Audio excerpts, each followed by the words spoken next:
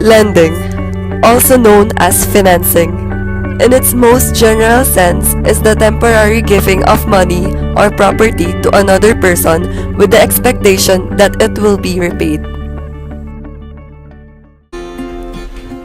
Natalie opened Stir-It-Up Authentic Caribbean Cuisine to celebrate her culture through food and to keep her culture alive for her 3 children.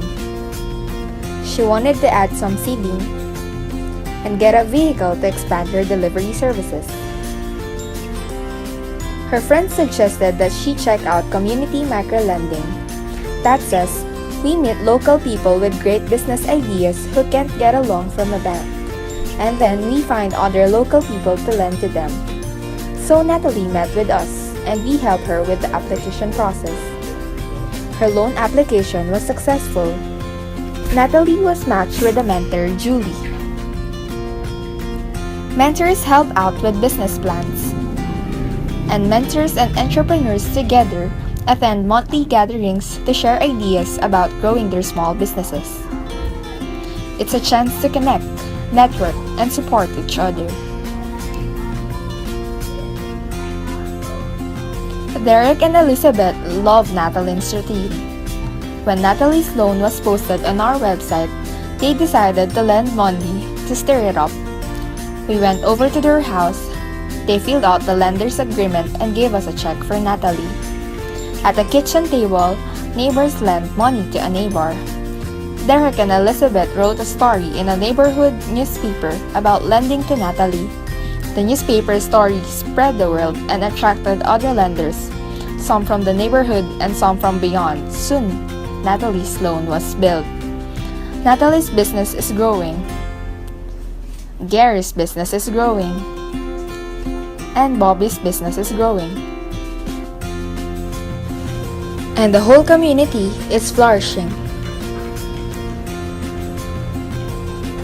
The local lenders who lent money to Natalie, Bobby, Gary, and others are being repaid, and not a cent has left the local economy. Community microlending is making connections between people. What we do is more than just build the local economy. What we also do is create the connections that create community.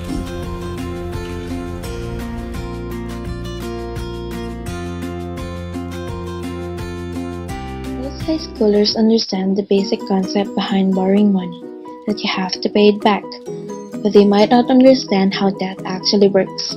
In this video, we'll take a look at some ways you can help your teen understand some of the mechanics of how that works. You can begin by explaining the basics. Most teens probably know that debt is money owed by a borrower to a lender, but they might not understand how interest rates can affect the loan and what the borrower's responsibilities are.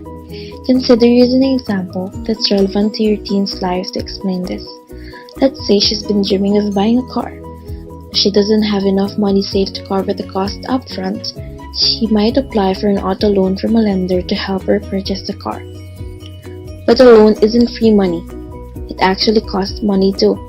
Explain to her teen that when she takes out a loan, she'll have to repay it over a certain amount of time, typically in monthly installments. And she'll have to pay interest and some additional fees to her lender too.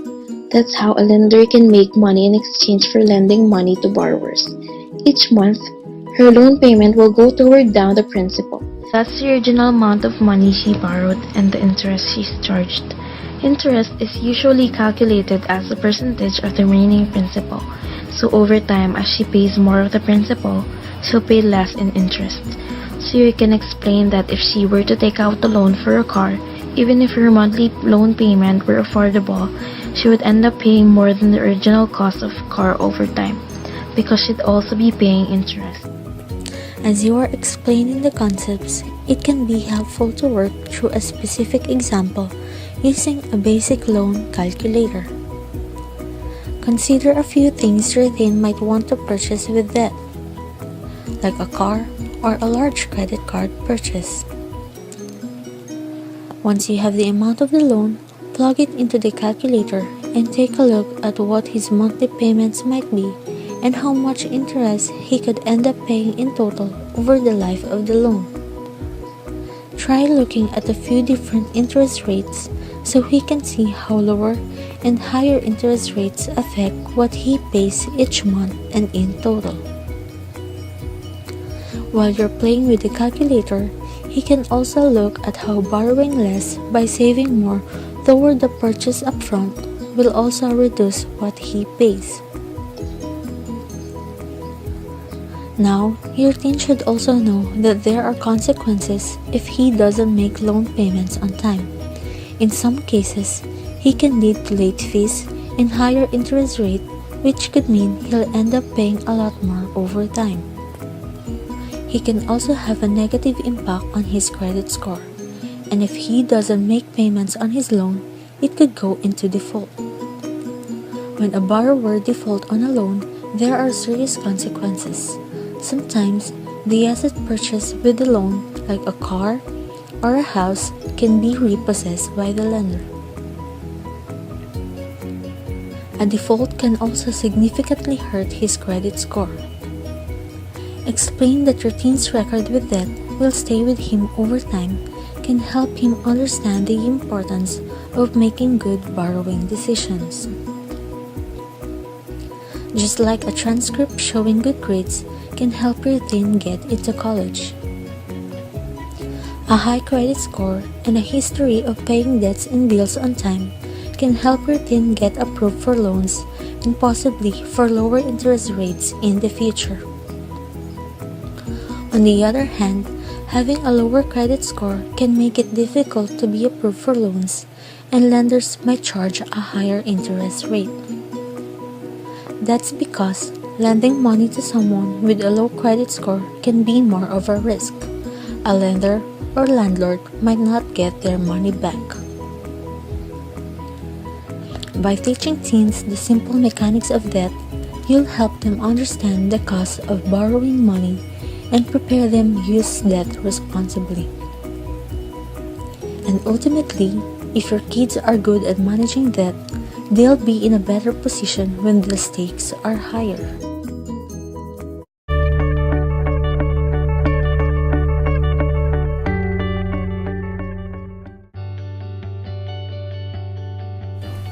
The business was established last November 3, 2005 with 2 branches located at Angeles City named as TRIUM888 and at San Fernando City named as TRIUM888.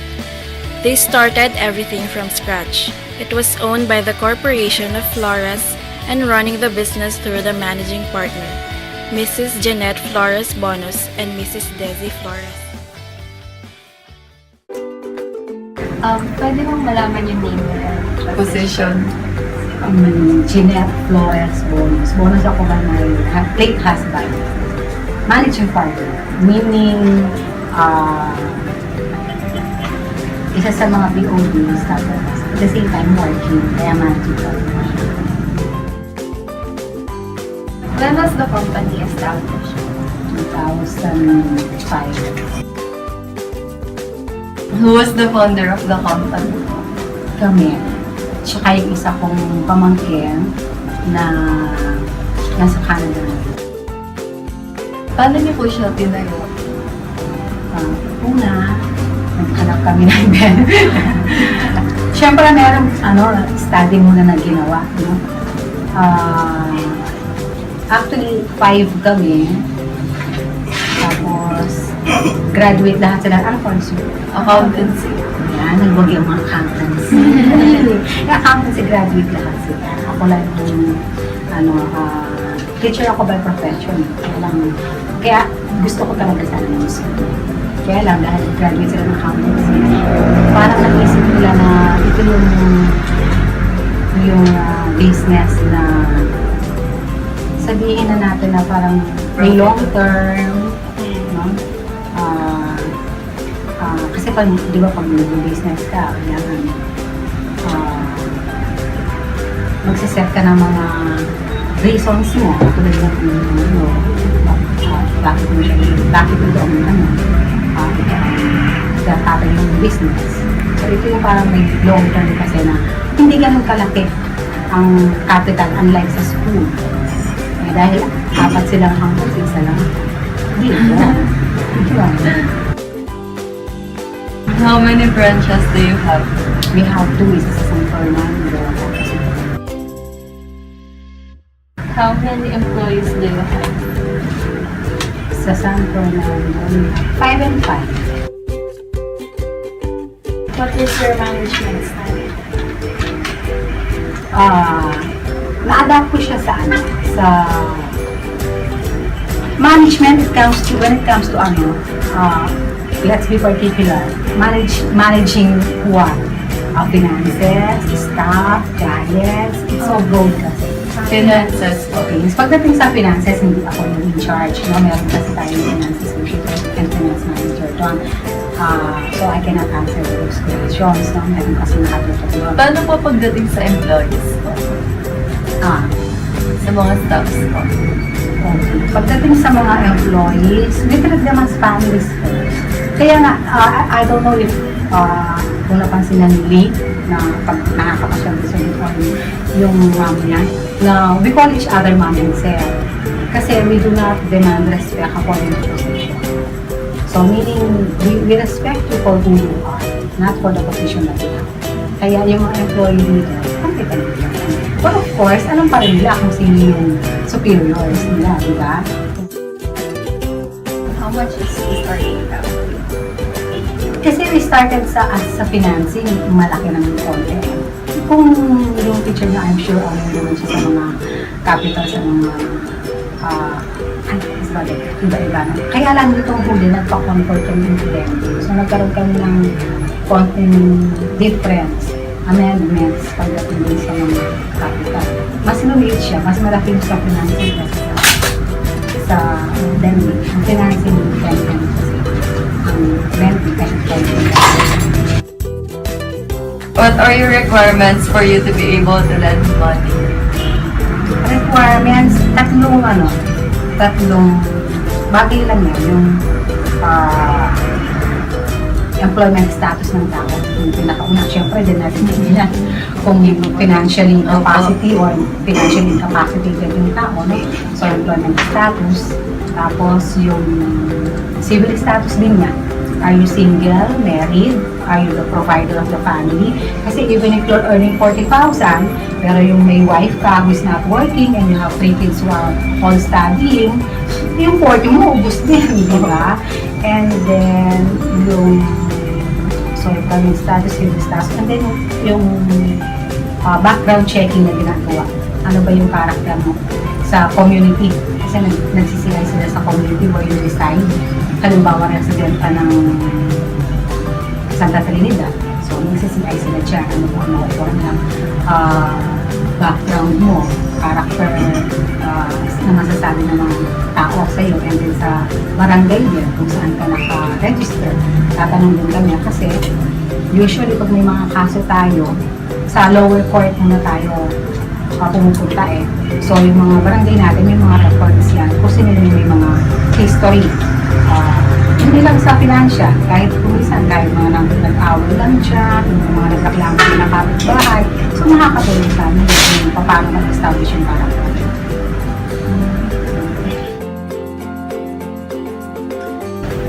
How many days did it take for the loan to be processed? When we were starting, may 7-day working process kami tinatawag. No? Kaya lang due to the competition ngayon, syempre kailangan natin pagsabayan din. So ngayon, we are implementing 1-day process. Yes. Pag po hindi nakakabayad on time, how much po yung payment? Meron tayong grace period na tinatawag. Hindi naman agad-agad nagka-penalize kami, unlike sa bank, which is daily, I believe, no, ang penalty charge nila. Dito naman may 5 days grace period. Let's say, ang due is 50, hanggang 20, wala ka pa. Pag sa 21, ito. Kung minsan, kung matagal ka na sa amin, we can also work it out. Lagi kasi namin sinasabi, ang mga penalty charges can be manipulated, na manipulate sila. Pero yung mga principal loan, yun hindi namin tayo pinanipulate yun. So, magbibigyan naman kayo ng mga allowance bago pa kami magbigay ng penalty charges, which is 5% of the total due amount ng isang client. Is there a situation po na like a big problem kayo nangyari sa company and how did you fix it?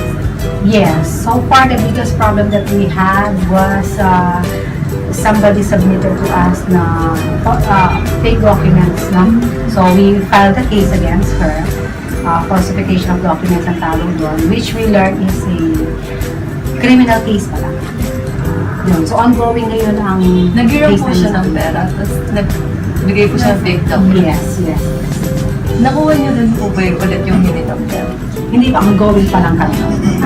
Recent encounter. Yes, yes. Ongoing din yung process namin. Pero nasa court. What are your plans in the future? Plans in the future, mabigyan ko ng bahay ng mga staff. Hindi, syempre, ang plano, hindi ewan ko siguro sa mga ibang negosyante, lagi ng plano nila is lumaki ang company, mag-expand, lumaki ang income, magkaroon ng mga branches. Dito, from the time we started, ang simple lang ng goal ng company to provide jobs for the people and to help the people in need. Kaya nga, we always remember na sa lending, hindi lang maganda. Na-implement ng heart din. So, may mga sinusuporta na kami mga working students na as far as I know, walang mga lending na nagbibigay sa kanila. No? So, kami lang yun na nakakapagbigay kami sa mga nag-aaral pa and working at the same time sa mga fast food, sa mga ibang establishments. So, ang plan is not just to make a profit, but to profit. Thank you po. Tapos na. Yeah, hindi natanungin ko ilang taong na ako. Tapos sabihin ko, ay talaga po, dahil ako na yun lang yun. Yun lang po. Pinabahabahan mo. From the time the company has started, their goal is to provide jobs for the people and to help the people who are in need. TRIUM888, who genuinely lead with their heart, not just their head, are also more equipped to connect with the emotional needs of people. They understand that people have the need to be valued, respected, listened to, and involved. By acknowledging and honoring the human element, heart-centered leaders possess the wisdom and capacity to positively transform any organization and run extremely successful and profitable business. TRIUM888 also supports students who are working at the same time, like in different fast foods and some other establishments, because no other lending companies agrees to help them. So their plan is not just to expand their company, have multiple branches located everywhere, make a profit like what other businesses aim to reach, but their plan is to help and to establish a poverty-free society.